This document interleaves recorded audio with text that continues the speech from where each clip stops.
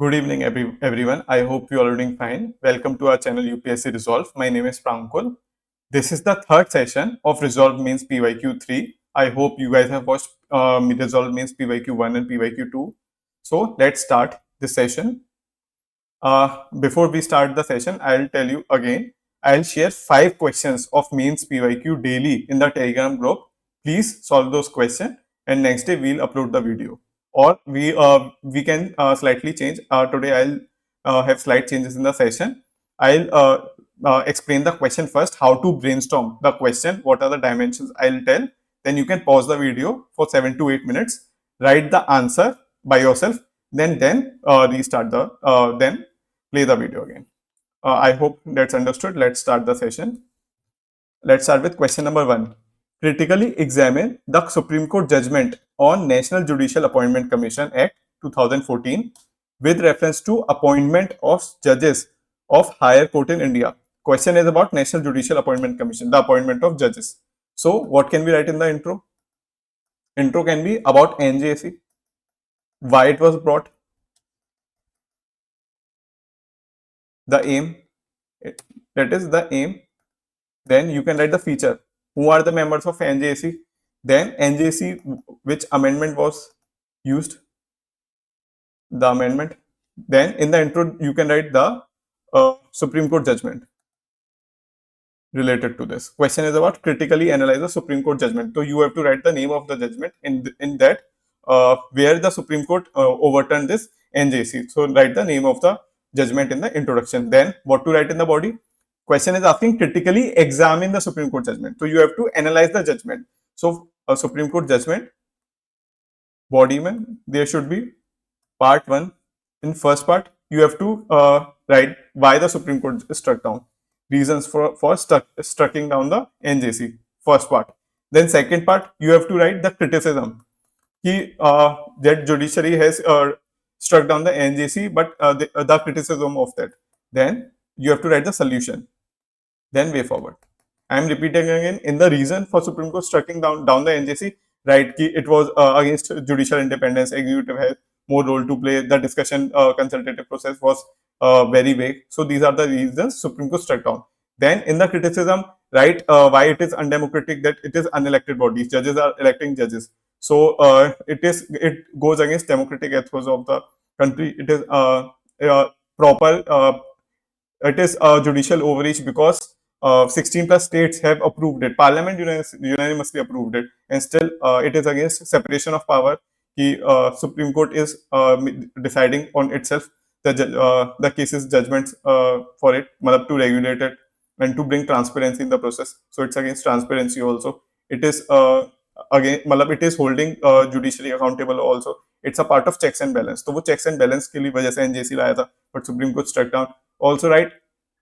Supreme Court, while saying it is collegium process is a bit incorrect, there are lacunas in collegium process, still why it has not provided any alternative. Supreme Court ने बोल दिया कि there are issues in collegium, but कुछ alternative नहीं दिया. तो वो सारी criticism लिखने. Solution में आपको बताना है कि judicial appointment में you can draw the diagram, small diagram, and write the some solution कि how can we make judicial appointment transparent process. जैसे न्यू NJC 2.0 की जरूरत है, जिसमें डोमिनेंट रोल उसका रहा जुडिशरी का रहा है, but some role there should be parliament और एग्जीक्यूटिव. आप केस स्टडी दे सकते हो कि साउथ अफ्रीका में या यूएसए में हियरिंग्स होती हैं कि जजेस जो जुडिशरी के कैंडिडेट होते हैं, they are asked question by the parliamentarians. या यूके में उनका एग्जीक्यूटिव का डोमिनेंट रोल होता है प्ले करने के लिए अपॉइंटमेंट ऑफ द जजेस. You can write the best practices. Then in the conclusion, it has to be balanced. And there has to be balance between judicial independence and also judicial accountability. There cannot be judicial extremity. ऐसा नहीं होना चाहिए. There should be futuristic solution also. That will be the conclusion. I hope you have understood. Pause the video. Start writing the answer. I've told you the dimension that you can write. You write the reason for striking down. Then criticism of the judgment. Then what can be the solution? Small diagram. Then conclusion. So pause the video.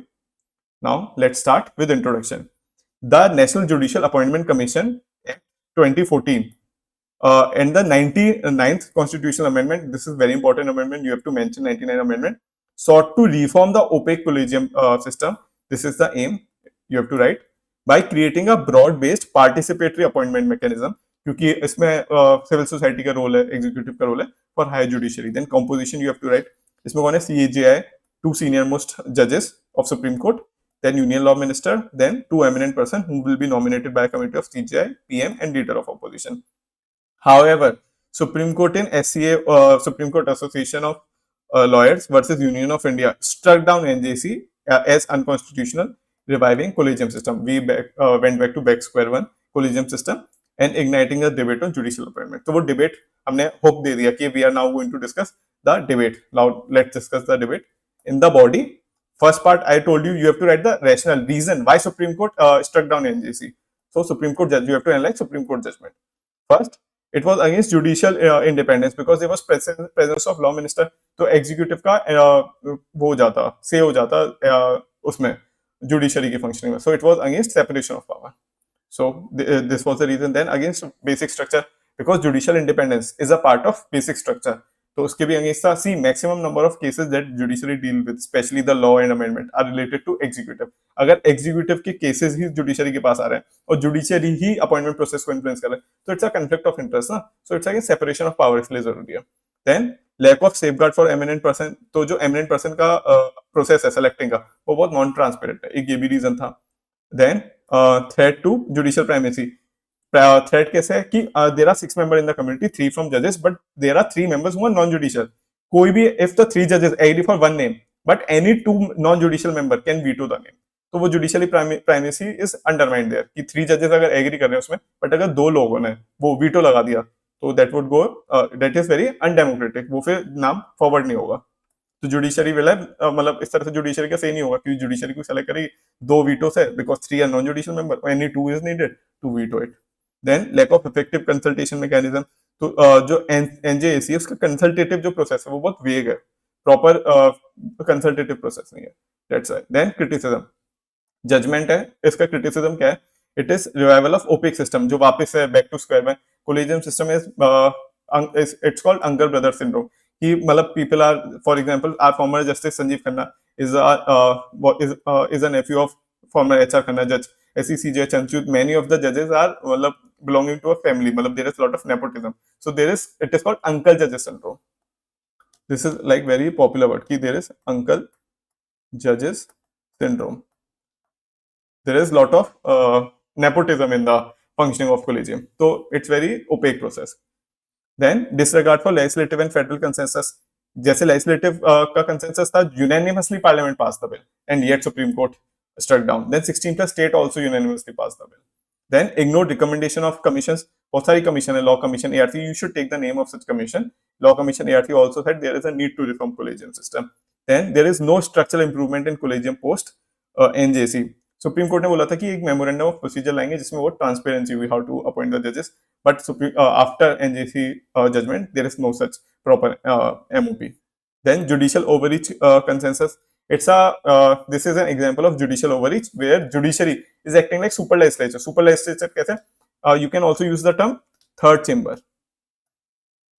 Judiciary has become, you should write such words in your GS2 paper. Judiciary has almost become a third chamber. कि लोकसभा ने approve कर दिया, राज्यसभा ने approve कर दिया, अब आपको judiciary से भी अप्रूवल चाहिए, which is unelected. This should not be the case. It is unelected body, but still judiciary का आपको एक्सेंट वो चाहिए, परमिशन चाहिए. So it's acting like super legislature. 2 legislature के अलावा there is third legislature जिससे अप्रूवल चाहिए. So it undermines the will of the people. Parliament represents the will of the people, but judiciary is undermining it. So it's a part of judicial overreach. Then what's the way forward? Appointment को कैसे we can reform it? Some examples points are transparent collegium process. जो MOP है, memorandum of procedure, उसमें reform होना चाहिए. There should be clear process कि जो हम जजेस बनाएंगे उसमें कौन कौन सा क्राइटेरिया होने चाहिए to elect to appoint the जजेस. Then establish judicial appointment commission. Safeguard NJC 2.2 की जरूरत है जिसमें डोमिनेंट रोल जजेस कराए, but there should be some role of member of opposition and executive. Then create independent secretary for collegium. Collegium अगर अभी exist कर रहा है तो उसके लिए secretariat is necessary. Why secretariat is necessary?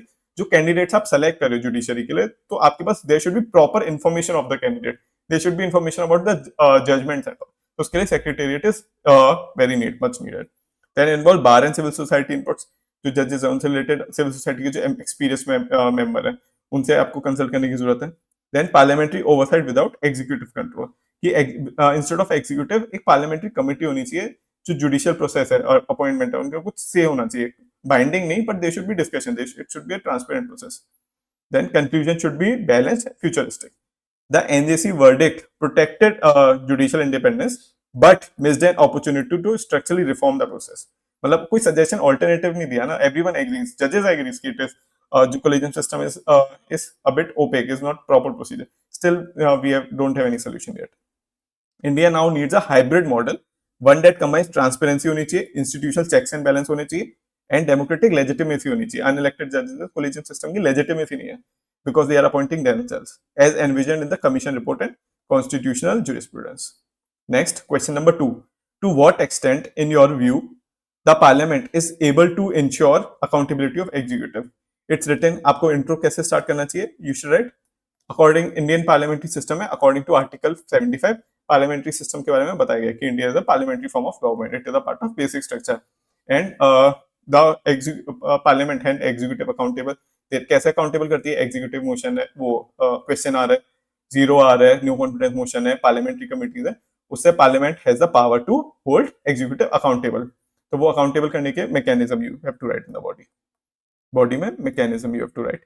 In introduction should be balanced. आपको introduction का मतलब क्या होता है? You have to tell what you are going to write in the body. कि there are mechanisms like question are, but parliament is not able to hold executive accountable. So you have to write the reason. Then you have to write some suggestion. Then way forward. Body में क्या क्या लिख सकते हैं? Mechanism लिख सकते हैं, जैसे question are, zero are, question are and all. Then what else you can write? You have to write how parliament is not able to hold executive accountable. इससे accountable. Then other perspective is non accountable. कैसे नहीं कर पा रही? For example क्या क्या point देख सकते हो कि वेब सिस्टम है, वेब सिस्टम की वजह से एग्जीक्यूटिव के ही executive is form through parliament, जो पार्लियामेंट में जिसकी मेजोरिटी होती है डेट इज एग्जीक्यूटिव. तो एग्जीक्यूटिव जो भी लॉ लाता है तो उसमें पार्लियामेंट के जो मेजोरिटी मेंबर होते हैं, ruling party, they everyone says yes to the that vote whatever the party says. तो जो individual member even if he disagrees तो वो वोट अगेंस्ट नहीं कर सकता. तो it's party politics rather than individual. मतलब we decide on MPs, but they are not able to vote according to their conscience. वो अपनी मर्जी से वोट नहीं कर पाते. So that is an issue, whip वाला issue.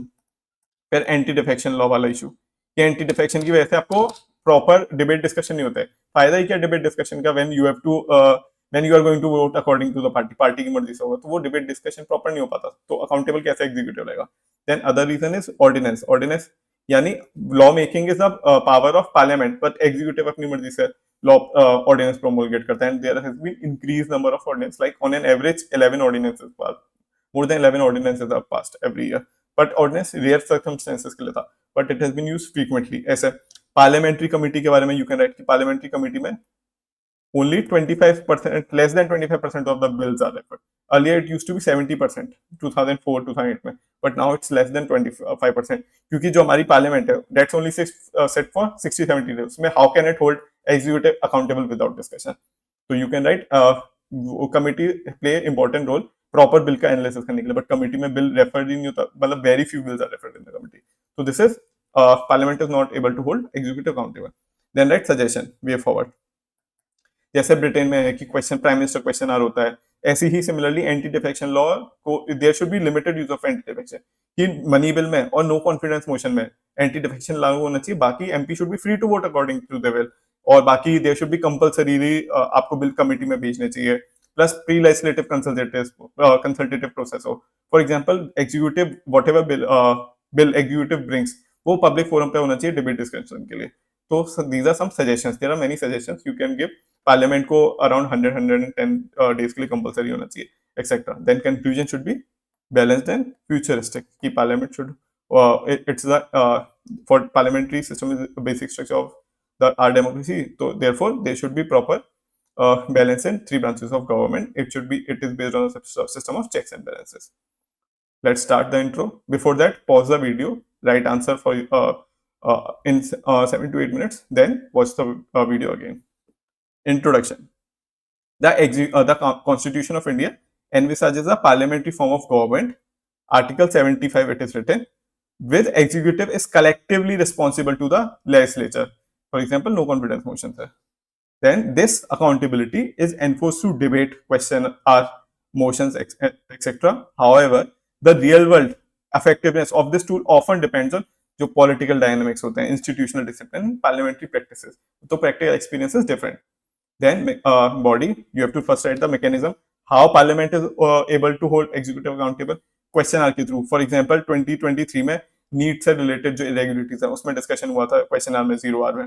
Then no confidence motion, for example Rafale deal में opposition brought no confidence motion. तो आर्टिकल 75 में they it is given in article 75 council of ministers collectively responsible to Lok Sabha. तो no confidence motion can be brought. Then parliamentary committees, जैसे लोग CAG report थी, joint parliamentary committee बनी थी coal scam वगैरह पे, through that also parliament is able to hold accountable. Then control over public finance, there are जितने भी demand for grants होते हैं, बजटरी डिमांड्स होते हैं, तो पार्लियामेंट हैज टू अप्रूव उसको फाइनेंशियली इंप्लीमेंट करने के लिए. There is need for approval from the parliament. तो डिबेट डिस्कशन होता है पार्लियामेंट में related to financial issue also. Then legislative debate discussion, जितने भी बिल होते हैं, for example data regulation bill committee में जाते हैं, देयर इज प्रॉपर डेलिब्रेशन. तो वो डेलिब्रेशन में आर्ग्यूमेंट, काउंटर आर्ग्यूमेंट, तो पूरा बिल का प्रॉपर एनालिसिस होता है. तो this is how parliament hold executive accountable. But there are issues. Parliament these days practically speaking is not able to hold executive accountable. How? Party whip, majoritarianism. मतलब RWC ने भी बोला है कि there should be autonomy to MPs. वो अपनी will say, अपनी मर्जी से वोट देना चाहिए. बट अभी विप की वजह से पार्टी का जो डिसीजन होता है that is binding on the MP. तो एमपी इंटरेस्टेड क्यों होगा डिबेट डिस्कशन के लिए? Because he has to vote anyways according to the party will. तो उसकी वजह से वो essence of freedom of speech essence वो खत्म हो गया है.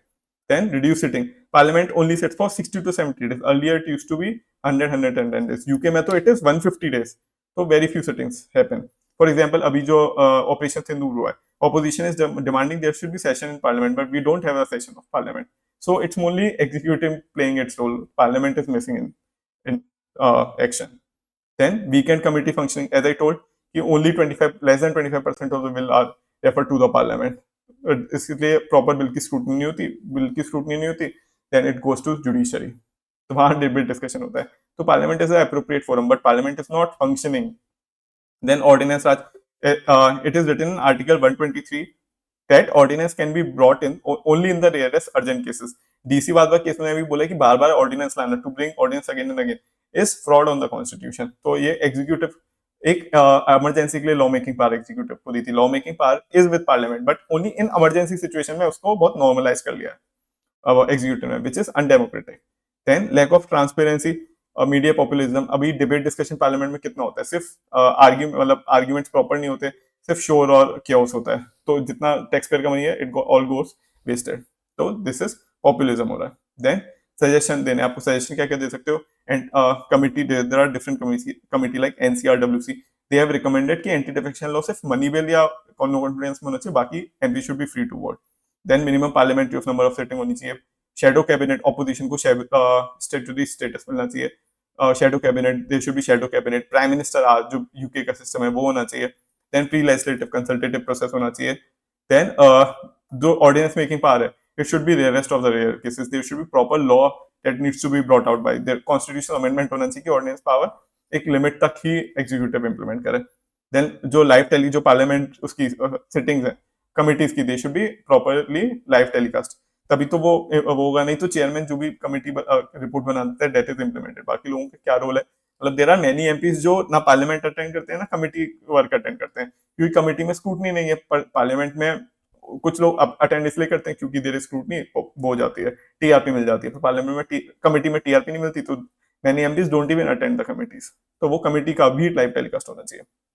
Then parliamentary budget office, USA में सिस्टम है कि जो बजट फाइनेंस होता है उसको देयर इज प्रॉपर एक्सपर्ट्स जो बजट को एनालाइज करते हैं, they help the MPs to make decision. ऐसे ही इंडिया में सिस्टम होना चाहिए, बजट ऑफिस होना चाहिए, जिससे एमपीज को असिस्टेंस मिल पाए कि उसको बजट को एनालाइज करने के लिए. देन विप सिस्टम का रिलैक्सेशन होना चाहिए for select bill. Conclusion, balanced. While India's parliament is constitutionally empowered to ensure executive accountable, political constraint, weakened deliberation and procedural bypass reduce its effectiveness. Reforming institutional practice, implementing committee recommendation, you have to give suggestion, and ensure regular meaningful sit-in are essential to restore parliament to its watchdog of executive power. Parliament is a watchdog of democracy. Then, next third question, constitutionally guaranteed judicial independence is prerequisite to democracy. You have to comment. It was asked in 2023. Why? What is the importance of judicial democracy? मतलब democracy में judicial independence की importance you have to write the system of judicial independence is the part of basic structure. Intro में you have to write the importance of judicial independence. Then you have to write the importance की importance क्या है in the body में first you have to write importance of judicial independence. Then what else you can write? What are the issues जो judicial independence नहीं हो रही? Also you can write way forward in diagram form. Then conclusion should be balanced. ठीक है, तो it's very important. पहले importance बताओ कि क्यों जुडिशियल इंपॉर्टेंस है. इंपॉर्टेंस में व्हाट यू कैन राइट कि फेडरल स्ट्रक्चर को मेंटेन करने के लिए, फंडामेंटल राइट्स को मेंटेन करने के लिए, जो कॉन्स्टिट्यूशनल मोरालिटी है उसको, क्योंकि जो पार्लियामेंट है वो तो सोशल मोरालिटी को अपहोल्ड करता है because it wants the majority, सबको वोट चाहिए पार्लियामेंट को. पर जो जुडिशरी इसको वोट नहीं, इट अपहोल्ड्स कॉन्स्टिट्यूशनल मोरालिटी. जैसे 377 जैसे बिल ह्यूमन राइट्स को प्रोटेक्ट करता है, जैसे कोविड वगैरह केसेस में जो इलेक्टोरल डेमोक्रेसी उसको अपहोल्ड करता है. जैसे 356 का there was lot of abuse, पर judiciary has stop the abuse of 356, तो वो इलेक्टोरल डेमोक्रेसी को भी अपहोल्ड करता है, सेपरेशन ऑफ पावर को अपहोल्ड करता है. तो you have to write the importance. Then issue क्या गया जुडिशियल इंडिपेंडेंस में? जुडिशियल ओवररीच हो गया है, एग्जीक्यूटिव का ज्यादा रोल हो गया है. एग्जीक्यूटिव की तरह से ट्राइब्यूनल जो जुडिशरी का पार्ट है, executive appoints tribunal people with where judiciary has very little say. तो यू हैव टू राइट कि जुडिशरी का इंडिपेंडेंस कैसे इंपैक्ट हो रहा है. Then you have to write some good suggestions कि judiciary independence को how can we enhance. Then conclusion. Start with introduction. Democracy rests on the system of checks and balance. This is the part of parliamentary democracy where judicial independence ensures that rule of law, separation of power and protection of rights are upheld. इसलिए judicial independence is important. In India, judicial independence is constitutionally entrenched and functionally essential to maintain democratic ethos. तो आपने importance अपने introduction में बता दी. Then constitutional provision you can write कि judicial independence के लिए क्या क्या कॉन्स्टिट्यूशनल प्रोविजन है. For example security of tenure होता है जजेस का कि they can be only be remove by special majority. Then fix service condition होती है, consolidation of fund of India से कि it is charged not voted, vote नहीं किया जाता, चार्ज किया जाता है कंसोलिडेटेड फंड ऑफ इंडिया से. Then power of judicial review होती है फंडामेंटल राइट्स को लेकर. देन सेपरेशन ऑफ पावर की आर्टिकल 15 में डीपीएसपी में देखा है कि they should be separation of power. Then appointment procedure भी इट्स इंडिपेंडेंस की, जजेस आर अपॉइंटिंग देमसेल्व्स, जजेस executive and parliament are having very little से. देन कंटेम्प्ट ऑफ पावर होती है आर्टिकल 129 एंड 215 पे, those who speak against judiciary, तो judiciary can came down heavily on them, तो वो मिसयूज भी होता है कंटेम्प्ट ऑफ पावर का. Then you have to write importance of independence of in judiciary. Independence importance क्या क्या है? Upholding fundamental rights. जैसे मेनका गांधी केस में जो आर्टिकल में प्रोसीजर स्टैब्लिश बाय लॉ था, जुडिशरी ने क्या उसको इंटरप्रेट किया, due process of the law, कि जो भी लॉ है सिटीजन्स के राइट्स को प्रोटेक्ट करने के लिए. इसमें मेनका गांधी का right to freedom of movement में प्रोटेक्ट किया था कि पासपोर्ट वापस देना चाहिए मेनका गांधी को, because every law should be just, fair and reasonable. तो फंडामेंटल राइट्स को प्रोटेक्ट किया. ऐसी safeguarding against judicial overreach. बहुत फेमस एडीएम जबलपुर के केस में सुप्रीम कोर्ट ने उस टाइम जुडिशरी को इतनी इंडिपेंडेंस नहीं थी अंडर इंदिरा गांधी इस टाइम इमरजेंसी में, तो supreme court sided with executive. तो इसलिए जुडिशियल इंडिपेंडेंस जरूरी है, जिससे अगर जो एग्जीक्यूटिव रॉन्ग मेजर ले रहा है उसको भी चेक कर पाया, जैसे इमरजेंसी में नहीं कर पाया था. Then defender of basic right, you have to write the name of Kesavananda Bharati case. उसमें जुडिशरी ने सेड कि जुडिशियल ओवररीच इन मैनर में मिलकर जुडिशरी सेड कि judicial review is very important, it's a part of basic structure. तो defender of basic structure doctrine. Then neutral arbiter federal dispute में write the name of the article in the comment section की किस article में it is said कि supreme court have the original jurisdiction related to dispute between different states and centre and state. तो वो federal dispute को भी solve करता है. Then guardian of electoral democracy, like SR Bommai case में supreme court ने जो प्रेसिडेंट रूल का मिसयूज होता था, उसमें supreme court came down heavily कि ऐसे you can't impose 356 arbitrarily, you have to have the flow test, उसके बाद ही only you can impose.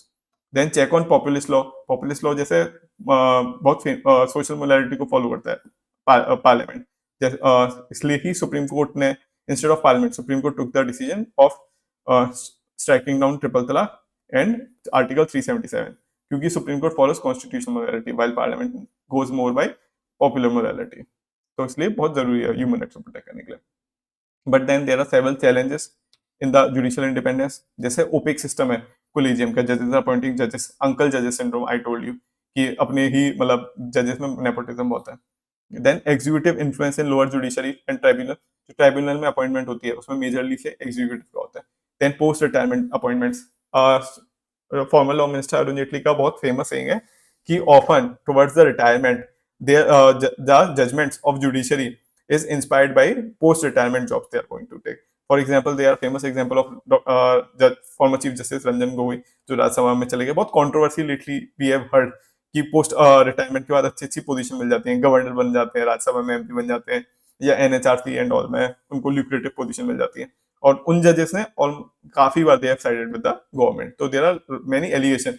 Recently our current chief justice of India B.R. Gavi, he has said कि he will not take up post retirement job. Similarly, उनसे पहले Chief Justice Rajesh Sanjeev Khanna has also said I will not take post retirement job. Similarly, before that, Chief Justice Chanchud, he has also said I will not take post retirement job. Why did they say? उन्होंने public को बोला कि हम so that credibility of judiciary is maintained. Recently Chief Justice of India said कि credibility बहुत question में आ गई है पोस्ट रिटायरमेंट जॉब जो मिलती है गवर्नमेंट देती है, कि बहुत सारे जजमेंट उस जॉब की वजह से, उस मनी की वजह से, उस पोजीशन की वजह से इन्फ्लुएंस होते हैं जजमेंट, तो वो क्रेडिबिलिटी इशू आता है जुडिशरी में। Then delay in appointments, appointments का मतलब there is huge number of vacancy India में, ओनली देयर आर अबाउट 90 जजेस इन 1 लाख पॉपुलेशन। बाकी कंट्रीज में in China it's one something 120 and in UK USA it's 59। So India में काफी जजेस के अपॉइंटमेंट इशू है। Then there is case pendency, infrastructure deficit, ये जुडिशियल इंडिपेंडेंस को चैलेंज करते हैं। देन कंटेम्प्ट ऑफ पावर का मिसयूज होता है, मतलब फ्रीक्वेंटली जजेस misuse power of contempt of court. then conclusion should be balanced.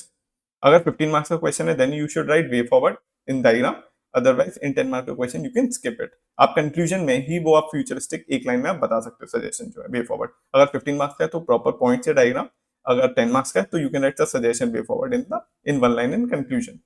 Conclusion क्या बैलेंस होना चाहिए? Judicial independence is not a privilege of जजेस but a fundamental prerequisite for a constitutional democracy. For India's democracy to remain vibrant of right oriented, it is vital to strengthen judicial infrastructure. मतलब ये reform की जरूरत है, मैंने बताया ना, you can write the suggestions in the conclusion. Ensure transparent appointment and upholds court's role as guardian of the constitution. Court का main role है guardian of constitution of democracy. Then question number 4th, do you think that constitution of India does not accept the principle of strict separation of power, rather it is based on the principle of checks and balance? This is fact. US की democracy is based on strict separation of power. This is US, but in India it's not strict, it's based on checks and balance more, not strict separation of power. strict नहीं है India में, there are articles like article 50 and all जिसमें separation of power की बात की गई है। There is article 361 जिसमें बोला कि गवर्नर के decision can not be challenged in supreme court, जो गवर्नमेंट के एक्शन होते हैं। तो there is separation of power, कुछ आर्टिकल्स में है, बट इंडिया में स्ट्रिक्ट सेपरेशन ऑफ पावर नहीं है। फॉर एग्जांपल जो एग्जीक्यूटिव है that is a part of parliament, parliament से ही एग्जीक्यूटिव फॉर्म होता है। तो इंडिया में स्ट्रिक्ट नहीं है, अनलाइक यूएसए। इंडिया में चेक्स एंड बैलेंस का प्रोमिनेंट रोल है। First you have to write in the intro कि Montesquieu gave the principle of separation of power, but India does not have separation of power. Rather, it has checks and balances to avoid authoritarianism of any one organ. So you have tell the importance. ये introduction हो जाएगा. Then body में you have to write कि checks and balance में India के कौन-कौन से provision है, कि checks and balance कैसे करता है. You have to write first perspective is checks and balance example. For example executive कैसे जुडिशरी लेजिस्लेचर को चेक करता है, देन लेजिस्लेचर एग्जीक्यूटिव कैसे चेक करता है जुडिशरी को और उसको लेजिस्लेचर को, you have to write. Then how legislature check judiciary and executive, you have to write. Then judiciary कैसे चेक करता है एग्जीक्यूटिव को और लेजिस्लेचर को, जैसे जो जजमेंट्स होते हैं supreme court turn down the executive act and legislative law अगर वो बेसिक स्ट्रक्चर या कॉन्स्टिट्यूशन के अगेंस्ट होता है। तो ऐसे चेक्स एंड बैलेंसेस, एग्जीक्यूटिव कैसे चेक करता है जुडिशरी को, by through the executive check करता है जुडिशरी को through its appointment process and all, और लेजिस्लेचर कैसे चेक करता है, बाय रिमूवल एंड ऑल। तो सिमिलरली जुडिशरी चेक कर रहा है, लेजिस्लेचर भी जज इसको चेक कर रहा है, रिमूव कर सकता है, एग्जीक्यूटिव को भी चेक करता है नो कॉन्फिडेंस मोशन लाके। So you have to write it, but there are second perspective is there is overlap also. There are checks and balance भी है, बट इंडिया के कॉन्स्टिट्यूशन में there are overlap.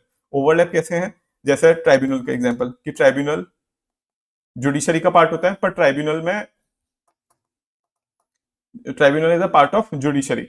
Still executive play important role. जो appointment होता है उसमें majorly judiciary में जजेस, जो फॉर्मल जुडिशियल सिस्टम है उसमें जजेस अपॉइंट जजेस, बट इन ट्राइब्यूनल्स, और काफी सारे ट्राइब्यूनल्स हो गए इसमें, उसमें executive play main role in appointment system. Then ordinance making is power of legislature, but वो एग्जीक्यूटिव कर रहा है। सिमिलरली यू कैन, जुडिशरी का काम लॉ बनाना नहीं है, law making is the function of parliament, but Vishakha guideline जैसी it had almost law structure, वो जुडिशरी ने बनाया। तो judiciary is playing the role of parliament. You have to write this example कि ओवरलैपिंग ऑफ फंक्शन है। Then towards the end you have to write conclusion. It should be a balanced conclusion and futuristic. Let's start. Pause the video, write the answer in 7-8 minutes, then replay the video. Introduction. The doctrine of separation of power as articulated by Montesquieu. You have to write the name of Montesquieu. Separation of power is given by him. ये काफी keyword है. Advocates dividing the government into 3 distinct branches: legislature, executive, and judiciary. However, Indian Constitution does not adopt strict separation of power, unlike USA, but functional overlap, ensuring, you have to give example of overlap, second part mein, and ensuring checks and balance. Checks and balance you have to write in first part to maintain accountability and institutional harmony. Harmony रहे, authoritarian ना हो एक branch का, और accountability रहे. Then this is the body. First में body में you have to write constitutional structure कैसे चेक्स एंड बैलेंस को सपोर्ट करता है। पहले आपको एग्जांपल देना है, there is no strict separation of power. कुछ लॉज हैं, जैसे आर्टिकल है आर्टिकल 5365, जिसमें एग्जीक्यूटिव ऑफ पावर दिया है, पर सेपरेशन ऑफ पावर कहीं भी एक्सप्लिसिटली मेंशन नहीं है। There are article which indicate, जैसे 361 में दे रखा है कि गवर्नर के जो एक्शंस है can not B question in the court, judicial review नहीं हो सकता, जैसे आर्टिकल 61 ये इनडायरेक्टली दे रखा है, पर सेपरेशन ऑफ पावर डायरेक्टली कहीं कॉन्स्टिट्यूशन में मेंशन नहीं है। तो इंडिया में स्ट्रिक्ट सेपरेशन ऑफ पावर नहीं है, एग्जीक्यूटिव उससे ही आती है, लेजिस्लेचर से। Then judiciary checking legislature and executive, कैसे जुडिशरी चेक करती है? Through the power of judicial review. Article 13, 32, 26 में जुडिशियल रिव्यू की पावर है, जिससे कोई भी लॉ अगर बेसिक स्ट्रक्चर या अमेंडमेंट के अगेंस्ट जाता है, कॉन्स्टिट्यूशन के अमेंड के अगेंस्ट जाता है कोई भी अमेंडमेंट या law, supreme court can struck it down. Kesavananda Bharati case basic structure बहुत अच्छा एग्जांपल है। देन लेजिस्लेटिव कंट्रोल, लेजिस्लेटिव कैसे कंट्रोल करती है एग्जीक्यूटिव को? No confidence motion, question hour budget, तो legislature can check executive. Legislature similarly executive का क्या रोल होता है लेजिस्लेचर जुडिशरी में? प्रेसिडेंट होता है, president summon the parliament, give action to the bill. President part of executive, it summon the parliament, give action to the bill, appoint जजेस, executive appoint जजेस, और गवर्नर कैन विदहोल्ड एक्शन और reserve bill for the parliament. तो executive is checking legislature, and executive also checking by the power of appointment of judges. Executive is checking the judiciary. Then judicial review, judges is checking the both legislature and parliament basic structure doctrines. Next, there are institutional overlap. काफी function में overlap भी है। Separation ऊपर बताया मैंने कि कैसे checks and balance है, but you have to write overlap power. कैसे? एग्जीक्यूटिव इन लेजिस्लेचर कि इंडिया में जो मिनिस्टर्स होते हैं they are the part of the legislature, article 75 में दे रखा है, बट यूएसए में ऐसा नहीं है। मिनिस्टर जो होते हैं, कैबिनेट मिनिस्टर, वो प्रेसिडेंट अपॉइंट करता है और सेनेट का परमिशन होनी चाहिए। Then judicial law making through interpretation, Vishakha guidelines law making parliamentary करता है, बट जुडिशरी भी लॉ बना रही है। Then tribunals with quasi judicial power, इसमें एग्जीक्यूटिव का मेन फंक्शन होता है अपॉइंट करने का। Then ordinance making power, ordinance making is legislature power, but executive brings ordinances. Then conclusion should be balanced. The Indian Constitution embraces a system of checks and balance, not a rigid separation of power. While each organ is given autonomy, control into action ensure no branch becomes autocratic. इसलिए जरूरी है कि authoritarian ना हो. This flexible approach preserve democratic accountability, fosters constitutional harmony, and reflect pragmatic design of Indian polity. So this is a pragmatic approach. Indian के situation के accordingly we have this setup. Then question number 5. Discuss the essential condition for exercise of legislative power by governor. This is first part of body. पहले पूछा essential वो क्या है? Exercise of legislation by governor. Then discuss the legality of repromulgation of ordinance by the governor without placing them before legislature. तो legality बतानी है। Legality means supreme court judgment. Okay, this is second part. ठीक है, so introduction, you have to write about the governor's power, exercise of legislative power by the governor. You have to sum up what you are going to write in the body. Then in body, first part will be essential condition. जो हम ordinance लाते हैं, ordinance लाने के लिए essential conditions क्या होती हैं कि अर्जेंट सिचुएशन हो, टाइम आउट हो, 6 मंथ्स का से ज्यादा का गैप नहीं होना चाहिए. You have to write those essential conditions. Then second part is legality. Second part is legality. Legal in legality you have to mention the name of the judgments. Then it's a 15 mark का question. 15 marks में मैंने बताया आपको 15 points minimum लिखने हैं, 3 dimension लिखने हैं. You can't अभी सिर्फ 2 पार्ट को नहीं आप छोड़ सकते. You have to write the third part. Diagram में बना लो या पॉइंट्स लिख लो. You can also give diagram also. Then third part what you can write? Impact. Impact and suggestion. मतलब impact में criticism you can write. Criticism and recommendation of this ordinance power. Question is about ordinance. जो judiciary की judgments के बाद you can analyse की criticism क्या है ordinance making power का. साथ में यू कैन गिव सब suggestion also. This can be 5 points. Then conclusion. Conclusion should be futuristic and positive. क्या कि ऑर्डिनेंस मेकिंग पावर जरूरी है अर्जेंट सिचुएशन के लिए, बट इतना फ्रीक्वेंटली यूज नहीं होना चाहिए. This is against separation of power. You can right such futuristic conclusion. I hope you have understood 3 parts. First essential condition कि क्या सिचुएशन में ऑर्डिनेंस ला सकते हैं. सेकंड लीगैलिटी बतानी है, जजमेंट बताने हैं. थर्ड आपको क्रिटिसिज्म देना है कि ऑर्डिनेंस मेकिंग पावर के, और साथ में कुछ पॉइंट्स रिकमेंडेशन के देने कि क्या we can change it. Let's start. First pause, write the answer in 10-11 minutes. It's 15 mark question and then restart the video. First, introduction. Under Article 213, the governor of state is empowered to issue ordinance. You have to write article. This is very important. Learn such articles. Have your act book. ये अधिकतर coachings नहीं बताएंगी कि how such things are very important. This is इसलिए I am taking this session. But these things are missed out. When the legislature is not in session, while this is a legislative power, it is conditional, time bound and intended to address urgent matter. So हमने basic दे दिया कि ये legislative power है, तो legislature को exercise करनी चाहिए, पर गवर्नर एक्सरसाइज कर रहे हैं only for time bound and important situation. However it's repromulgation without legislative scrutiny. क्योंकि ऐसा होता है कई बार कि एग्जीक्यूटिव ऑर्डिनेंस ले आया, फिर पार्लियामेंट सेशन में आया, पार्लियामेंट में ऑर्डिनेंस नहीं रखा अप्रूवल के लिए, पार्लियामेंट फिर सेशन खत्म हो गया, फिर दोबारा से ऑर्डिनेंस लिया है, फिर पार्लियामेंट सेशन आया, फिर पार्लियामेंट में अब बिल वो टेबल नहीं किया ऑर्डिनेंस, पर जैसे पार्लियामेंट का सेशन खत्म हुआ फिर ऑर्डिनेंस लिया. ऐसी इसी को सुप्रीम कोर्ट ने बोला it's a fraud on the constitution. या बार बार ऑर्डिनेंस ला रहे हो without putting up, without tabling in the parliament. There is a serious constitutional and democratic concern. ठीक है, इट्स अनडेमोक्रेटिक. फर्स्ट पार्ट, जैसे क्वेश्चन ने फर्स्ट पार्ट में पूछा असेंशियल कंडीशंस क्या होती है, प्री कंडीशंस. आर्टिकल 213 में दे रखा है when legislature is not in session. कोई भी दोनों हाउस या एक हाउस सेशन में तब. Then existence of immediate need. कुछ अर्जेंट कंडीशन है तो नॉर्मल कंडीशन में तो पार्लियामेंट का फंक्शन है नॉर्मल सिचुएशन में, वो अगर सेशन में नहीं only in urgent situation. Then aid and advice of council of minister is important before bringing this ordinance. Then time bound validity कि ordinance should be laid before legislature and it shall cease to operate after 6 months from the assembly unless passed. कि जैसे ही parliament assemble करता है उसमें to present it and 6 months अगर वो हो गए फ्रॉम दी असेंबली तो वो एक्सपायर हो जाएगा.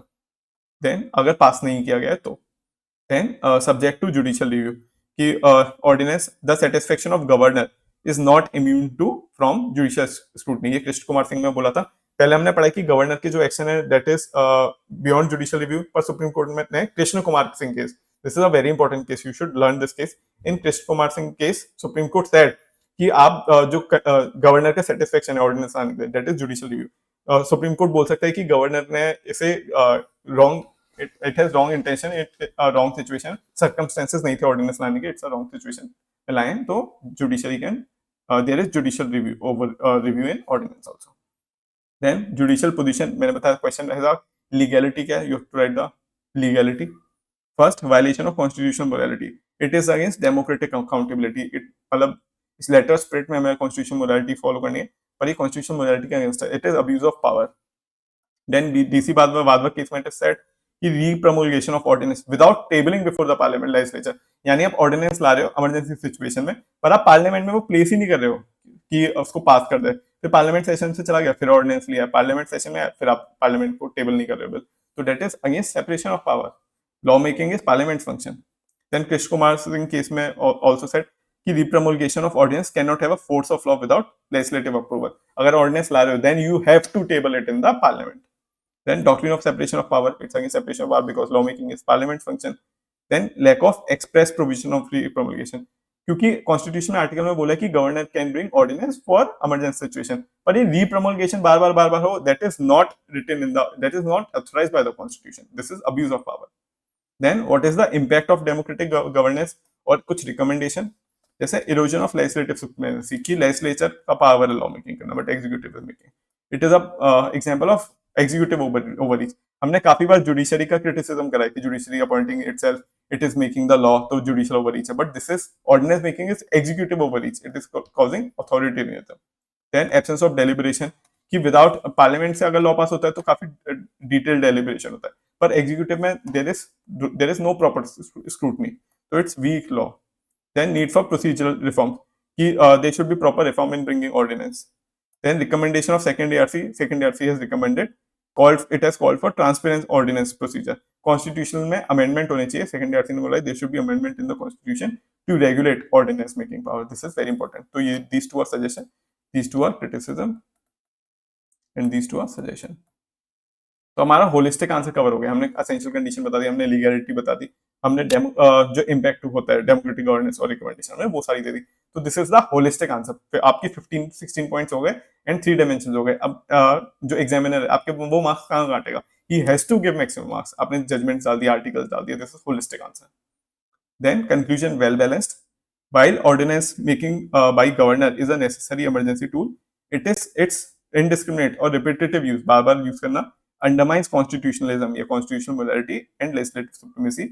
The Supreme Court has firmly restricted its misuse, emphasized the stronger parliamentary control, upholding principle of accountability, separation of power. These are important principles, and democratic legitimacy. Legitimacy is very important. So these are the 5 questions. I hope you have enjoyed the session today. If you have liked the session, please share it with your friends. We should grow this UPSC Resolve family and help as many people as possible. If you have any issue, any doubt, you can get in touch with me through my email. It will be shared in the link. Okay, if you have any suggestion, feel free to ask any doubts and all. Let's meet in the next session. Please follow the videos. Don't go for clickbaits. It's a waste of time. It is very tempting, I know, to go for such clickbaits, that time pass wala videos, but please follow informative videos. It's boring, but this process will be worth after you get selected, the boring process of learning. So please, all the best. Learn well, work hard. Let's meet in the next session.